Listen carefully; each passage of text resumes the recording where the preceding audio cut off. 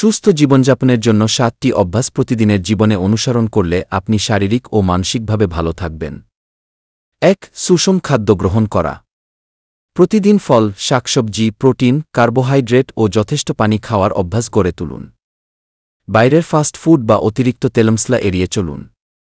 ২. নিয়মিত ব্যায়াম করা।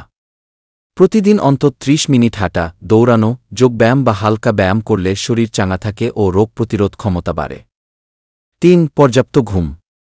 প্রতিদিন 7-8 ঘণ্টা গভীর ঘুম শরীরের পুনরুজ্জীবনে সাহায্য করে। ঘুম কম হলে মানসিক চাপ ও ক্লান্তি বাড়ে। ৪. পরিষ্কার পরিচ্ছন্ন থাকা।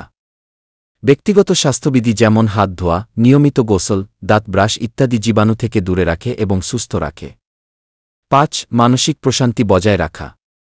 স্ট্রেস বা দুশ্চিন্তা কমাতে ধ্যান, প্রার্থনা, বই পড়া বা প্রিয় কোনো শখ পালন করতে পারেন।